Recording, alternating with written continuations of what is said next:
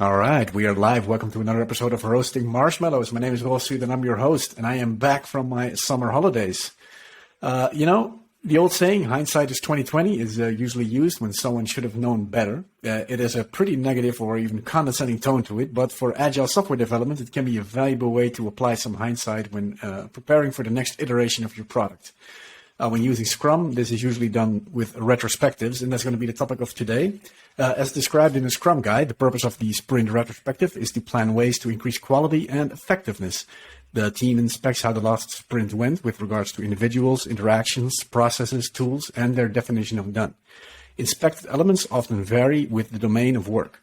Assumptions that led them astray or identified and their origins are explored. They are identified, The Scrum team discusses what went well during the sprint, what problems it encountered, and how those problems were or were not solved. And all of this is, of course, in an effort to, improve over time and to get better.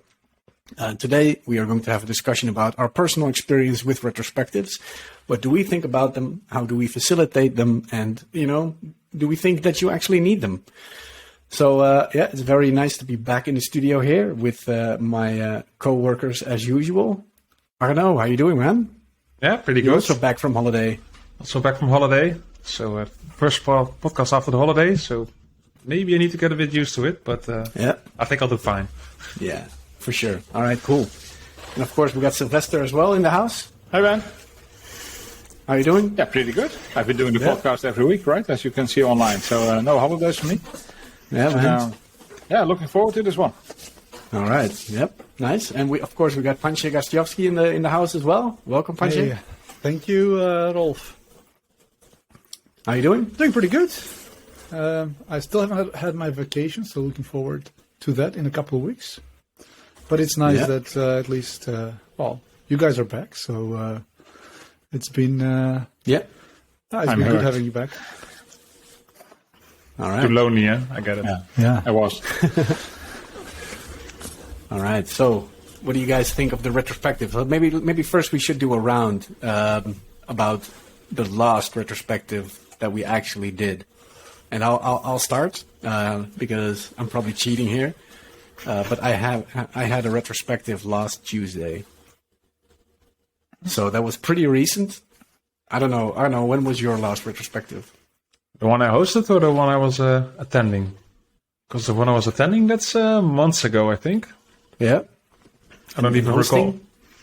Hosting, I think, also a month ago, at least before my holidays. All right. And Panchi, what about you? I imagine it's a bit longer for you. Well, that depends how you define a retrospective. The last time I did a retrospective at a client, that was less than a month ago. We did it basically every week. We did a retro on what had happened the previous week with the whole team and how they're progressing as part of the coaching sessions. Yeah, that was actually pretty nice. And then I was thinking about all this question. In the meantime, I'm also trying actually to do my own retrospectives. So I've been trying to do like a daily journal and retrospect on the day, like the things that were good in the day and the things that could have been better. So I haven't been actually personal retrospective. That's interesting. Yeah, so I'm not. I haven't been always actually diligent, but I tend to try to do it a couple of times a week and write up, and it's quite nice. Yeah. Okay. And that leaves me with Sylvester. When was your last retrospective that you either attended or facilitated? Well, we used to do retrospectives with Four Scouts. Used to. Yeah. And we weren't doing Scrum, of course, but at least I think every week or every 2 weeks we did kind of like a retrospective where we said, well, this went okay, this didn't went okay, and let's improve. And we stopped doing that, but I think then I'm also leading the witness. Well, we can definitely start doing that again. And, what are your initial thoughts? Like if you were to describe your thoughts on retro, in 2 or 3 sentences, what comes to mind first? I think it's vital to look back and see what can we do better or improve on. Mm-hmm. I'm not sure if a retrospective is the only way to make that happen. Okay. But it does force you on a fixed moment to think back, maybe take the time to think back and observe, maybe. So you need a fixed moment for that. Not really what I said, but I could imagine that having a fixed time where you actually, as a team, look back and say, oh, maybe we should do this differently, that might help. Because I can taste from your remark there, Arno, that you feel that a retrospective should be an ongoing thing? Well, yes, I do think it should be an ongoing thing, because, well, in years back I did a lot of retrospectives, and to me it always felt a bit like a must-do meeting with not that much outcome, or meetings where it actually exploded for people because they hold their grudges for 2 weeks and then boom, wait to the retro and then explode. Yeah. Not much outcome. That sounds, what you said sounds like a lot of outcome. Well, depends, right? Sometimes it was, well, an explosion is not really a constructive retrospective to my opinion. And sometimes people just don't want to talk or don't want to discuss anything at all, and then there's no outcome. So how would it be? That's definitely something that I wanted to also come across here. That a lot of retros that I see, at least, is that a lot of people just, they are there and they go through the motions, and they don't really speak up, because either indeed what Arno said is true, that okay, the action points being put on paper are not really followed up, so that no changes is actually happening, or that they don't want to offend anyone, or they are fine with the status quo as it is, so they're just physically there but not really interested in change. But is that a problem of the retrospective, or is that a problem of the facilitator? Or it's a broader problem. Could you elaborate on that, Panche? Well, I think we went Arnold talked about an ongoing retrospective that you don't really have to set it in time. And we talked about a fixed retrospective that actually doesn't work. And I think those are like kind of two extremes.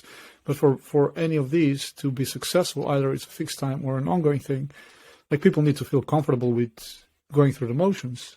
And first, people need to feel comfortable that whatever they say is not going to be used against them, and that they can actually feel free to speak up, and without actual repercussions for them.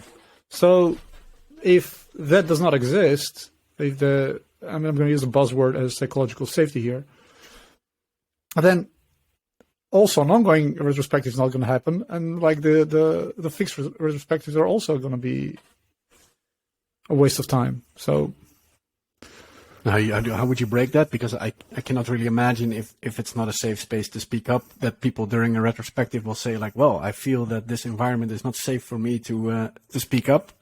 So, how do you need to have individual retrospectives first or something? What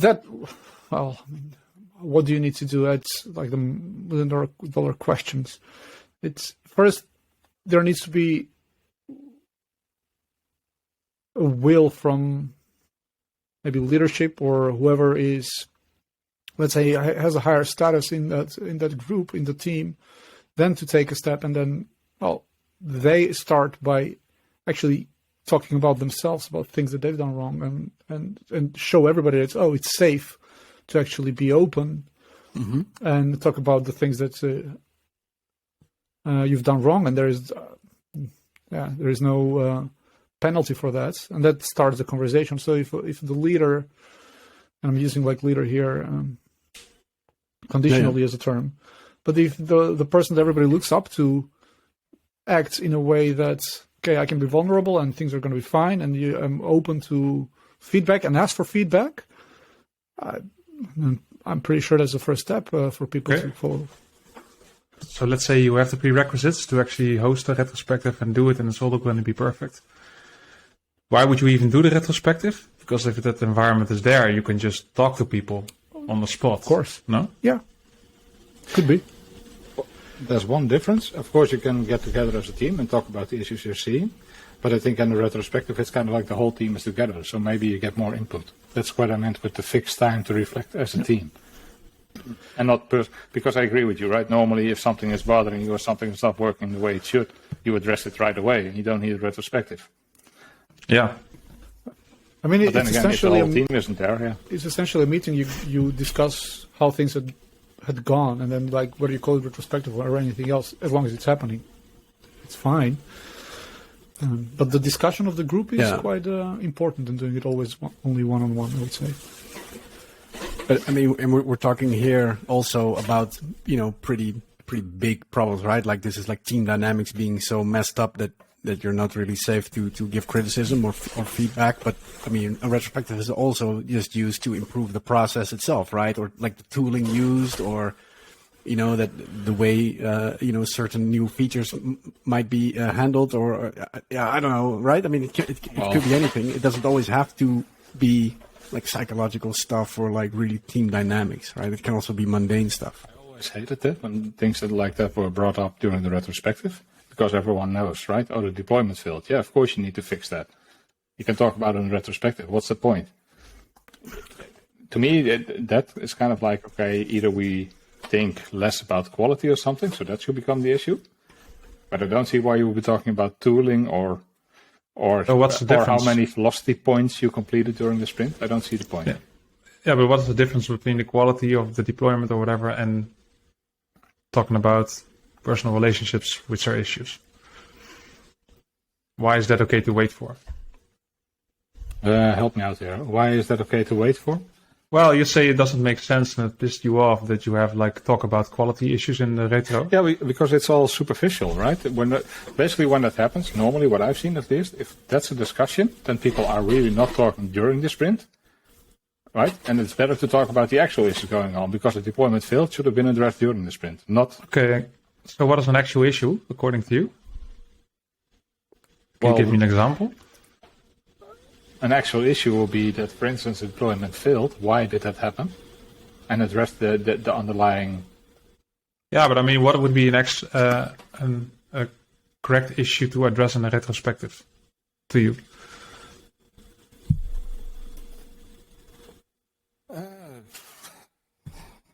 Because if you don't like the deployment parts, I get that, right? But I'm challenging the fact that there are any issues to address. For instance, the feedback I got over the last few years, because I think we worked hard at improving this, right? That's a part of why we stopped this retrospective. And it became way more personal and also, direct.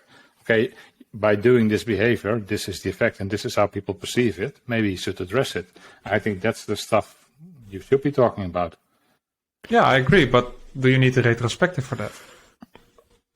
No, unless you're not at that point yet. And that's the point I'm trying to make, right? You need a retrospective if you don't have the values or the openness or the psychological safety buzzword. I don't think so. I think it doesn't matter. But Arno, let's say a team agrees to try something, right? Okay, we're going to try this new approach to do something for 4 weeks or whatever. Yeah. Then that would be grounds, right, to put in a retrospective everyone's opinion on that specific change that we agreed to do. Or would you say like, okay, we agreed to do this for 4 weeks, but after 2.5 weeks, I conclude that it sucks. So let's talk about it right now. Like, because I mean, your other team members might disagree, right? They might need a bit more time to really come to conclusions. Is it then a retrospective or simply an evaluation of something you plan to do? No, so let's say we're having a retrospective and we're talking about like, oh man, we're using Notion. Let's try to use Notion for the next month. Let's just give it a shot, see how it goes. But then after 2 weeks, Arno says like, man, this UI sucks. I just don't want to use this crap. And then he, instantly says like, let's not wait for the retrospective on, Notion and some other stuff maybe, right? Let's just have the discussion right now because I'm done with this. While, maybe Panche and Sylvester say like, well, I need some more time to really get used to it and to evaluate it a bit better. I do want to wait for the fixed moment in time where we all, compose our thoughts and have the discussion. Like, would that be an appropriate thing to put into retrospectives? Then you would say you have one time fixed moment because you want to address a specific issue. What we're saying with retros, you have it each sprint, 2 weeks, it's always there. Yeah. And I think that's a different thing. Okay. Yeah, and I agree with you, right? So what I was trying to say is if you actually have the environment where you can share the stuff on whenever you need to, that's fine. I don't think you need a retrospective anymore. I don't think you need a retrospective at all. Not even with the So I'm without curious, the psychological safety, you don't need it at all. I'm curious about the argument you want to make, Arno. So, Well, let's say you want the psychological safety to have a correct retrospective. I get that. That's the prerequisite to make it successful. But I'm stating, well, before, that you don't need it because if you have the psychological safety, you can always do it anytime you want. But if you don't have the psychological safety, you are creating a fixed meeting where you achieve nothing. So why would you even do it? Can I? Sure. Yeah, go ahead, man. I think you would do it in order to help a team actually learn that it's okay to share these things. And as soon as that's kind of like okay, right? The team is willing to share and to have personal discussions. Yeah, then stop doing it, because otherwise it becomes this thing that kind of like a catch-all filter, right? Everything that happens during a sprint, we try to remember, although I never do. And then at the start of a retrospective, I have to think of, oh, okay, what went well? That's usable, okay? But then the stuff that went bad, yeah, I don't know. So, and then you end up with the generic stickies and kind of like a useless meeting, and everyone goes home feeling like, yeah. So, Exactly. Yeah. So you're making my argument. Like I said, I agree, but it might be a way to get it started. So I do agree that a lot of these retros end up with 2 or 3 action points that no one really owns, and then in the next retro it's like, okay, how is this action point? Oh yeah, crap, no one did anything about it. And then I would also agree that the validity of these retros can be debated. But I do feel that with agile software development is definitely a good point to periodically come together as a team and just have a discussion about what is going good and what is going wrong. Because if people are free to do it like, on the fly, on the cuff, like maybe I'm, deep into something and then you want to have a discussion about, why Jira isn't working. It's like, dude, get out of my face with that crap. I just don't want to deal with that right now. So, it might be good, as a team to come up with fixed intervals to have these kinds of discussions to maybe get into the right mindset or something like that, In my experience, I think that why they're useful, why a retro is useful, is basically you actually take a time as an individual, but also as in a group to reflect over a period of time. And it kind of helps you regroup your thoughts instead of just chasing and going with the motions of the day. You actually take a break and maybe analyze that and have somebody else to talk about your thoughts and your challenges that you have. And I think that's it's more therapeutical maybe, but then it also gives the ability to define action points. Now, whether you follow up on the action points or not, I think that's a different issue. Yeah. And, to maybe even hammer Arno's point home even more.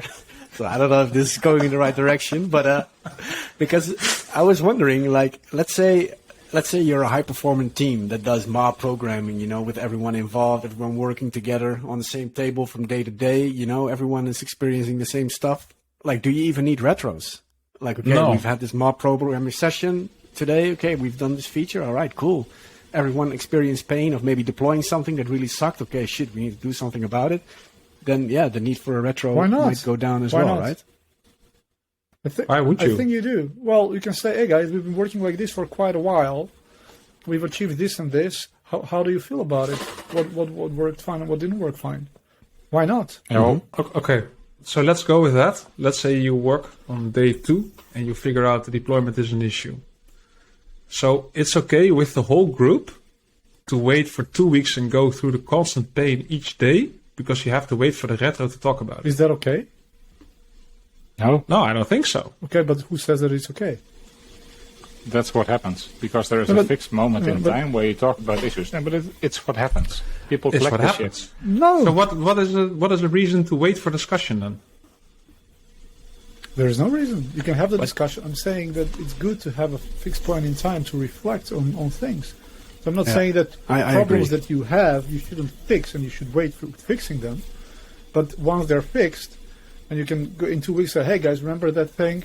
And then we had this problem that we had to deal with the deployment and we fixed it for now. How do we make sure that this is fixed for good? You can have that discussion. Mm-hmm. But otherwise that doesn't happen. That's why... wait for the retro to talk about that? Because you want to fix stuff for good. Yeah, so Punch's point is you fix the stuff for good right now, and then during the retro, you're going to talk about it and maybe, have an analytical session about it, like how did we end up there before we fixed that horrible deployment and prevent that ever from happening again, So what's the point? You just fixed it? But And now you're going to talk about it? well, yes. You reflect on Reflect it and on learn it. from it for future projects, maybe, I would hope you've learned from it. That's why Exactly. you fixed it. That really yeah, okay, is but every maybe problem I'm that you wrong fixed audience is here. learn from every problem you fixed? No, you don't learn maybe from the problem, but actually addressing it, figuring out that you need to address it. That's where the learning happens, right? Then you're solving it as a team. No, but I think Now you fixed I it. think You're there- happy with the results, I assume. Yeah. And now you're going to talk about it. Yes. Reflect. I might be too So- much in weekend mode, but I really, it doesn't ring with me. Sorry. So you just So, want to talk okay. about the issue you already solved. So there are no action so- points, no stop doing or whatever. You just So want you to guys talk are about married. You guys are married, right? Yeah. I don't know. Maybe I That's think why I this have no discussion is going in the wrong. retrospectives. Yeah. There's definitely no discussion fixed time retrospective at my place. No, but let's say you have a Problem, yeah. fight. Let's say you have a fight with your wife. You fix the problem. Like she's mad at you for not taking out the garbage. Okay, fine. I take out the garbage. Problem solved. You're still going to have to talk to her and, maybe apologize or maybe, promise to do better in the future. Isn't that kind of like, Yeah, okay, you okay. might not wait for 2 weeks to do it, but that's kind of like That's fixing my the point. problem and reflecting Why back they- on it. Why wait But 2 If weeks? you wait 2 weeks before you say, you yeah, need- you need I look back at it, and You need her to calm down, man. You need her to calm down. I'm not sure this is the way. Well, what is the way? so- Like seriously, yeah. like you're going to discuss everything when Yeah. it happens in the Okay. moment, You forgot to take out the trash. You take out the trash. You go back and in. problem Yeah, sorry, I solved. forgot. And problem solved. Of course not, because Yeah. the problem is probably That's not how it something works. bigger than that. I think we're getting into a different area here now. No, But we're okay, not. Let's So- continue. Yeah. No, we're not. Would you think you are a high performing relationship if you take out the garbage, go home, and don't talk to your wife for 2 weeks, or talk superficial, right? We all know how Look, it is. You tend to go back, both of you and Sylvester, of not talking about things for and waiting for 2 weeks to talk about something. That's you putting words in my mouth. I never mentioned that. Okay. What I'm saying is, fix the things that you need to fix, and it's good to have a time to reflect. Hey guys, let's look at the last 2 weeks or a month that we did. We dealt with this, with this, with this, with this, with this. Because you also forget the good things that you do, not just the problems. And you tend to forget everything And that's you what I achieve. wanted to address next. So that's equally important as the things that go south. And most of the time, retrospectives is focused on negative side, but we need to, not forget to celebrate things. So use that. So Exactly. when I now try to reflect on my days when I go to bed is, first I write the things that actually went well. Hey, this went good. I did this. I recorded a podcast. We resolved all these contract issues with Sylvester in the morning. I started building this website here. And it's like, oh, good. Okay, things that could have gone better. Okay, this, and this. I I forgot to take out the trash this morning, so my wife did it. Right. Perspective, man. I'm going to buy some But flowers. that's the thing. And you reflect on both things. All of these things are resolved, but it's good to give your mental break from it. And then you're kind of done. Otherwise, I don't think you're done with things. But I think we're talking about different things. What you're saying is reflect by yourself on, hey, what happened and how can I improve? I get that, right? That's normal. Well, But actually sitting down as a group to talk about things you already addressed. No, I definitely think Punchy has a point. We can talk about problems and fixing them all day, but celebrating success and identifying what is going good, because doing more of good equals better. It compounds over time. I fully agree that it is beneficial as a team to reflect back on stuff from time to time. I agree that we doing that should in a always celebrate constructive success, manner. right, in whatever form. But you guys have been to more retrospectives than I have. But what's the typical what went good during a retrospective? I think there's kind of like a bingo list we can create here. look, All right, so let me hear a few points then. What's the bingo list? I want to hear from you guys first. All right. Well, so of course, what went good or whatever, what people are happy with is always like a few things. Like if there's a new joiner on the team, that gets mentioned as a positive thing, which I think is good, right? You want to make the people feel welcome. Mm-hmm. So that might be a bingo thingy, but I think it's good. If the sprint is being made with the points, that usually gets put up. Like, yeah, we made the sprint. Like, okay, that to me is moot for sure. That's not a really relevant point. What else? The team vibe is really good. That's one that always comes up. But I don't know. I do think that's a good thing, because if the team vibe sucks and it's not being mentioned during a retrospective, then it might not be the most fun team to work in. So even the mundane points that get mentioned all the time, I think when you're working with a team, these things, I don't know, people might expect them to happen. Yep. But you guys might be elevated above that status. No, man. No, I agree with you that it's important to celebrate success, also to remember the good things. But especially these things, and then there's collaboration, and I don't know, we cleaned up the code. And that's kind of like the usual this went good things, and you end up with not improving, because you might be looking at the good things, but how can you do more of that?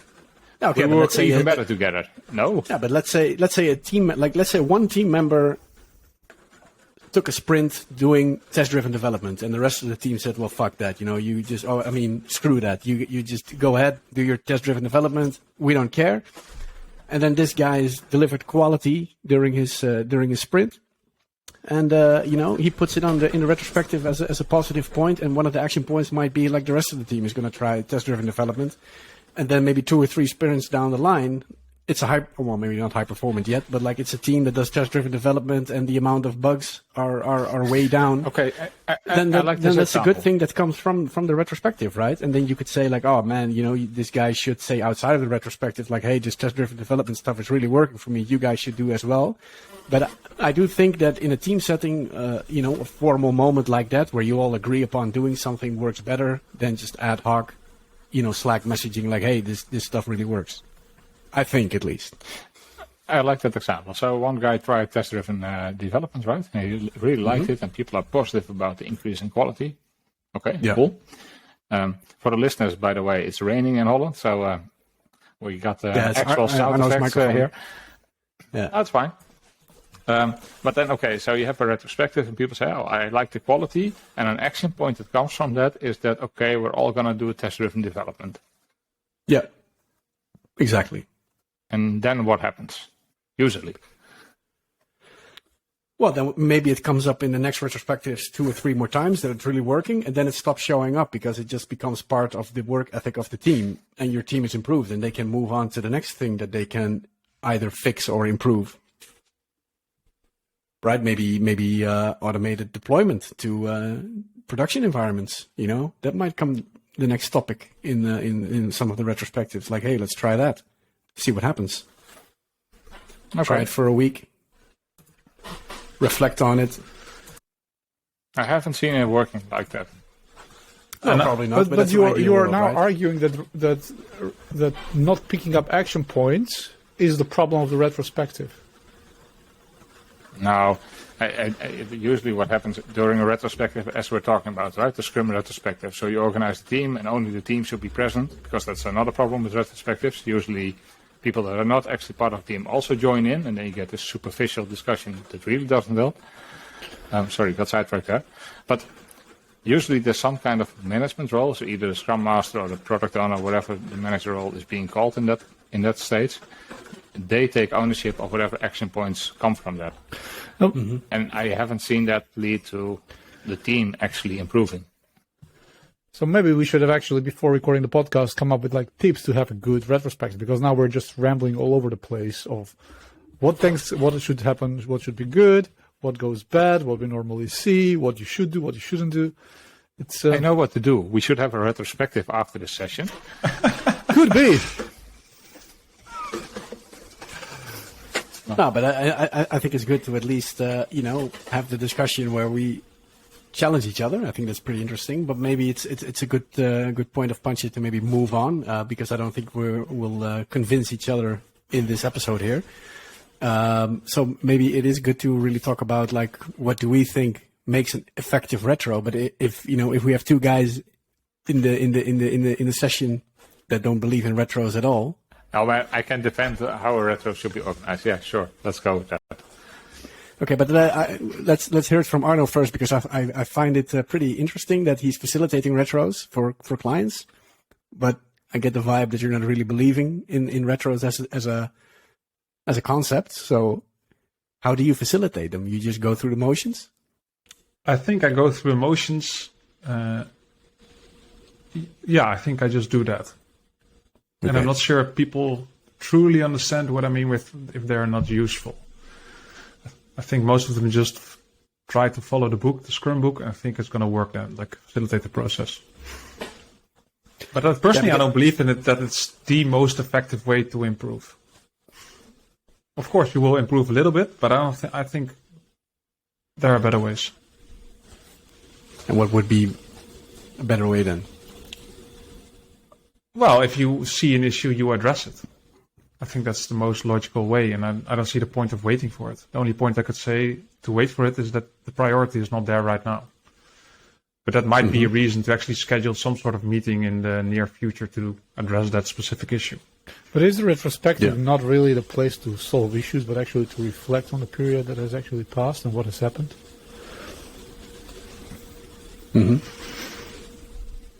I don't know. Usually it boils down to a few action points, right? So you also discuss what are we going to do about it.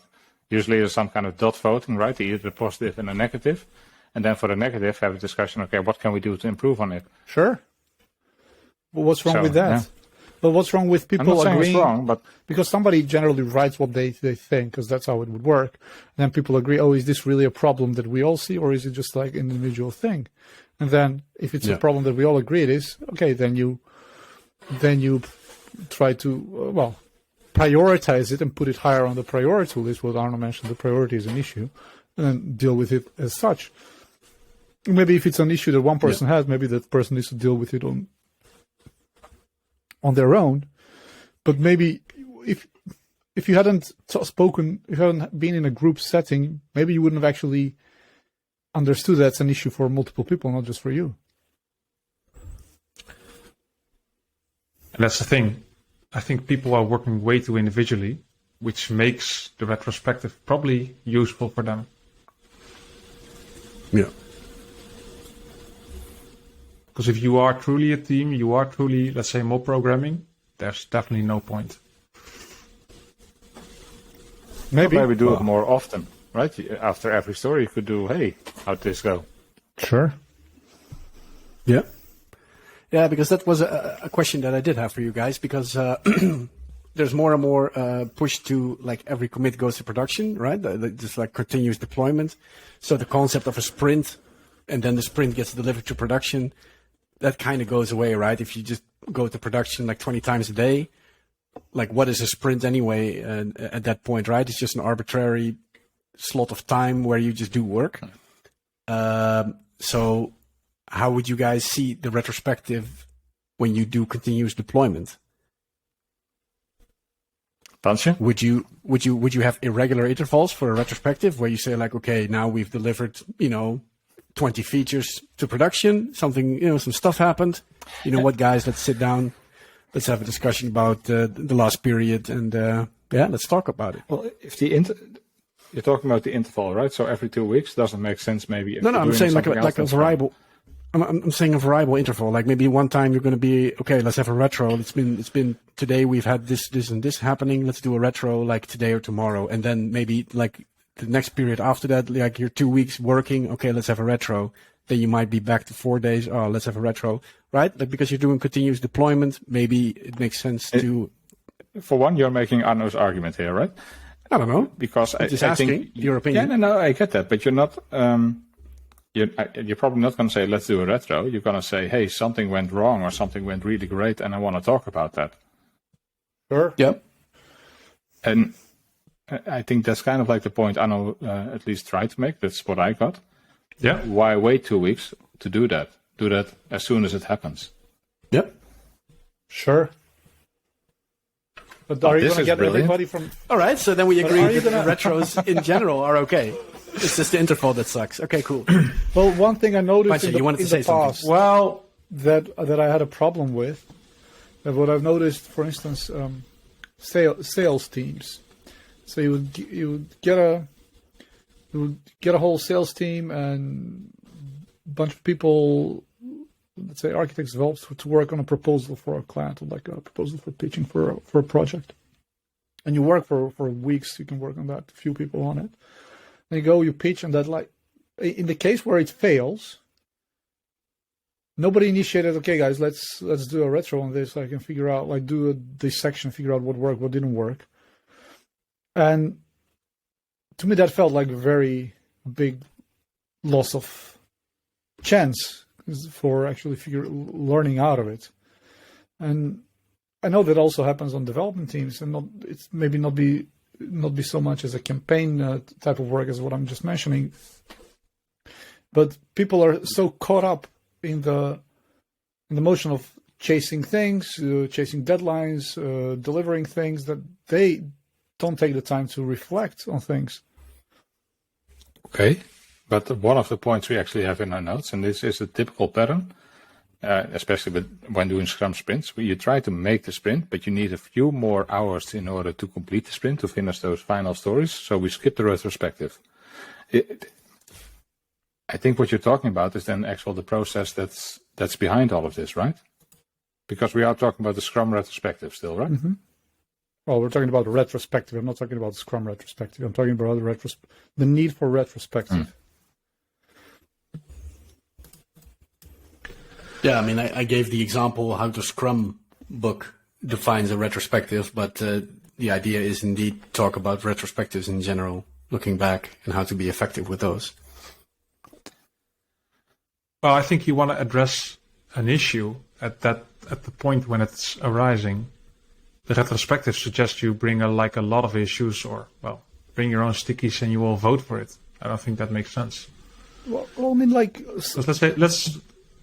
Yeah, but some issues are more pressing than others, right? Like, let's say I have an issue with Jira. I think Jira sucks, right? But it's not. I mean, everyone is working with it. They've been working with it for 3 years, maybe. So it's maybe not pressing enough of an issue to say, like, okay, let's address it right now on Tuesday afternoon, you know? Exactly, but do you think that will be addressed in a retro as well? Because if it doesn't get any votes, I've seen retros where Jira, for example, was there for weeks on end. Yeah, then it was not a big issue. So it's the same issue.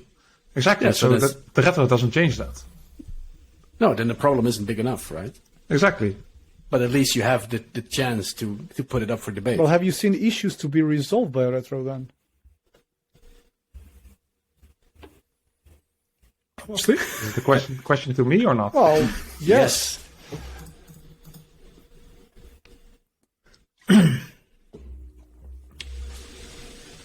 I think the only results I see is that there are action points that are followed up.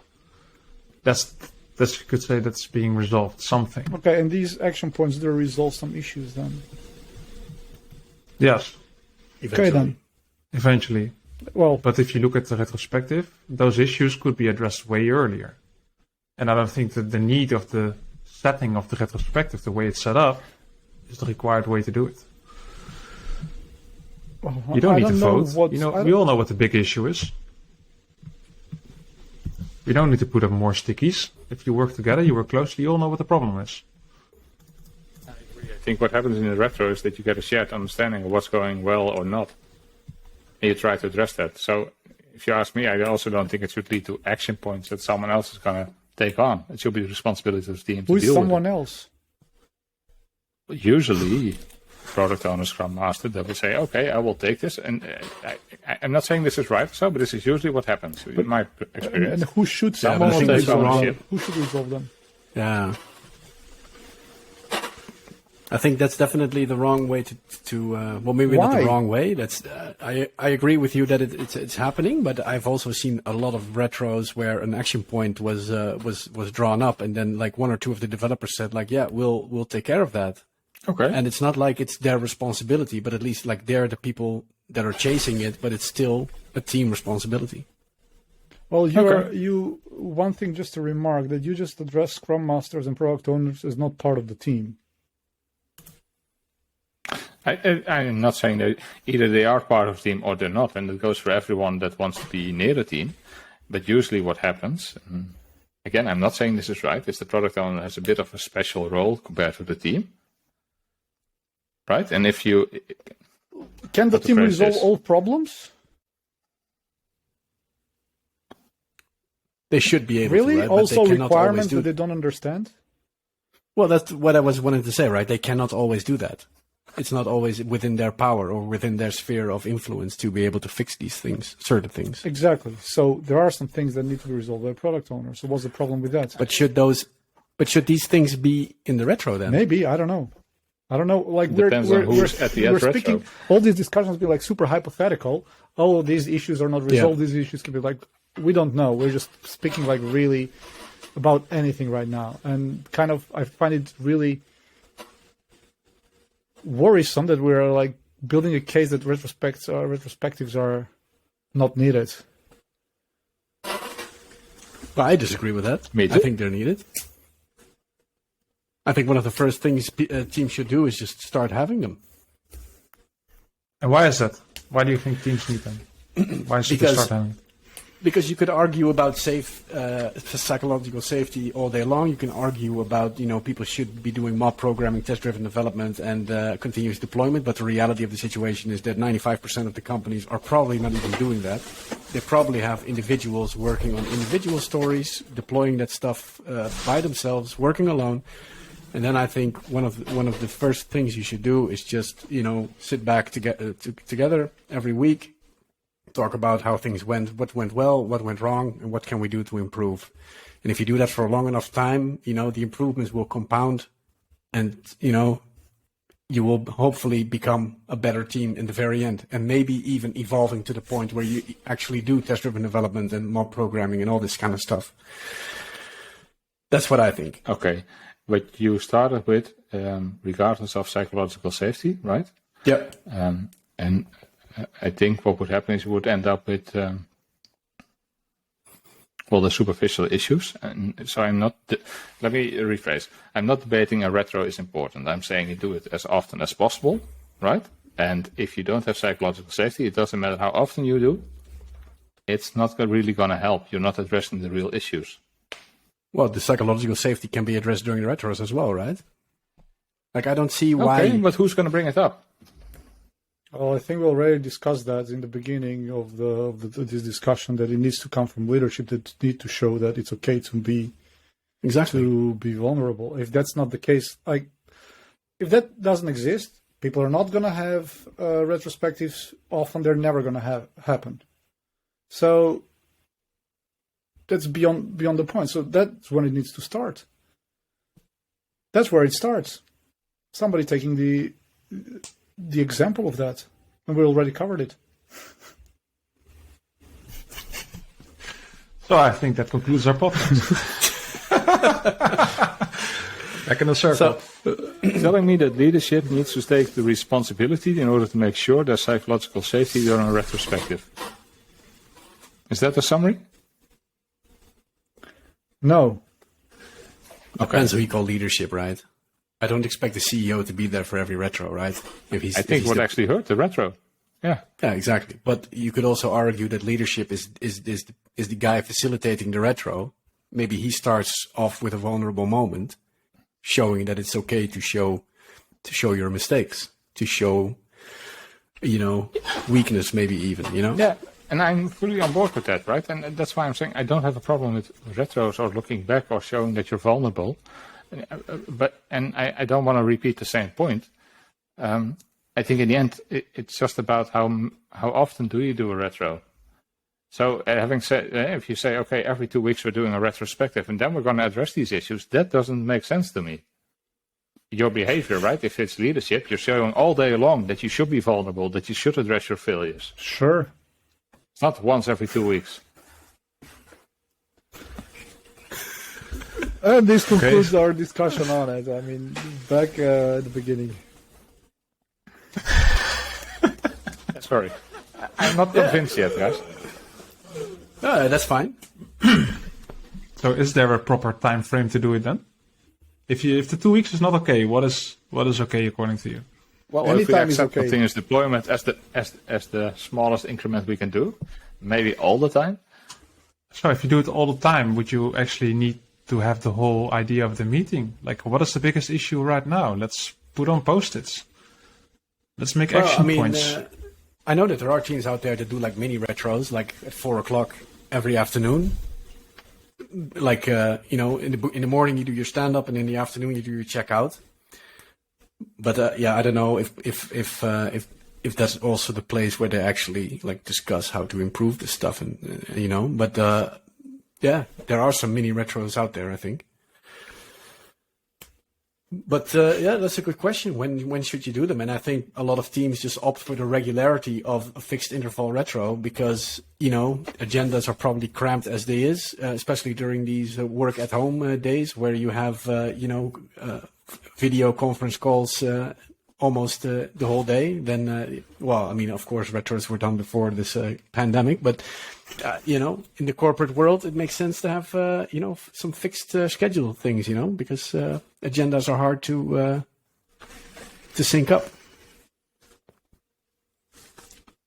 I feel like I'm being too opinionated here, so I'm just going to back off a bit and listen for a bit.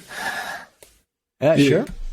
Yeah, and I don't think we're going to convince each other anyway. No, I don't think we're going to solve this issue in this podcast. So maybe let's move on to a different topic before we close off. And because Panche mentioned something about starting out with a retrospective at a client that you're at. So the challenge was that one of the people that I was coaching, he was supposed to start some initiatives in the organization. Like he had a goal how to gather a group of people and then decide how to move forward together. So one of the advice I told him is like, hey, maybe start with invite everybody and have a retrospective, of like, how has the past month, 2 months, half a year have been for everybody. Have a reflect on that, and then people will come up with what actually is they find valuable, what is important to them, what is not important to them, and you can start moving from there and try to see how the ideas that you have that you want to implement can help people resolve these issues that they have, and then they can become part of that whole transformation. So, for me, that would be that. I think it would be. So I'm imagining a scenario where a person goes and invites 5-6 other people to discuss it. Like, this is the way forward. Like, I can imagine, a lot of people, if completely that person disregards the background of the people, where they're coming from, what their current issues are, the traction that they will be able to generate into gearing them up and rallying them up to work on these initiatives will be a lot lower. So you use the retro to actually facilitate more the psychological safety, the improvement of the company, stuff like that. Well, to align everybody on what matters. Use this tool.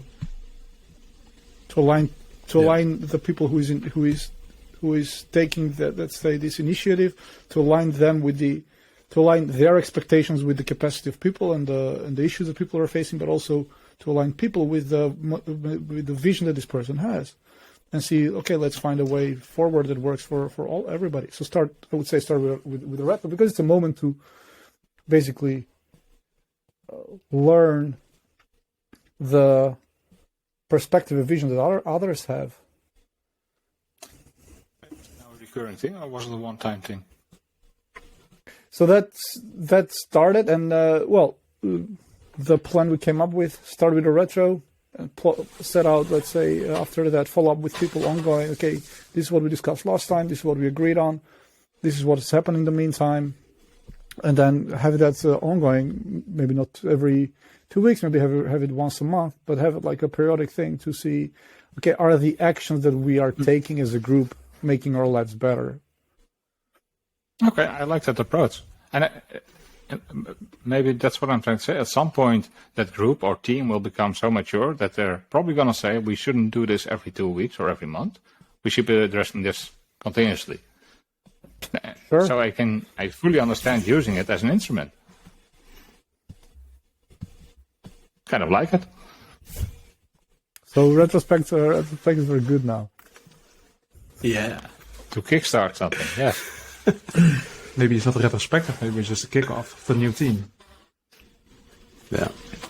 Yeah, and it's definitely because I've heard about this concept before as well. Because it might not be the exact same thing, but some companies have also been using pre-mortems to really set expectations and ways of working. Maybe even as a team together, like, okay, how are we going to approach, maybe the next feature or the next big thing that we're building, and really aligning on that.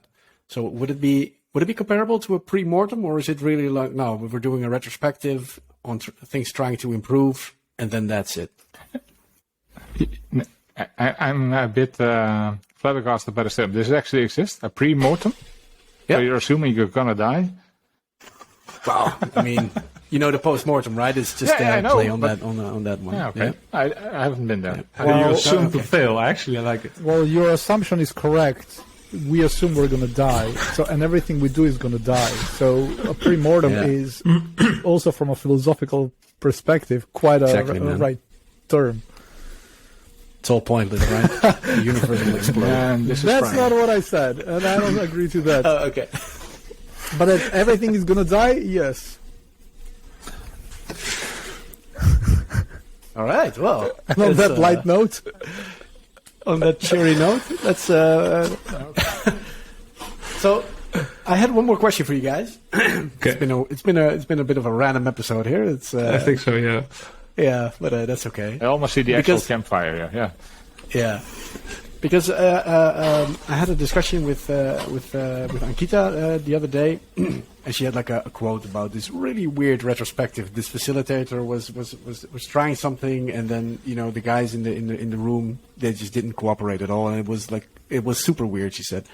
So, do you guys have experienced any like weird retros? Well, you guys mentioned something about someone exploding and stuff during the retro.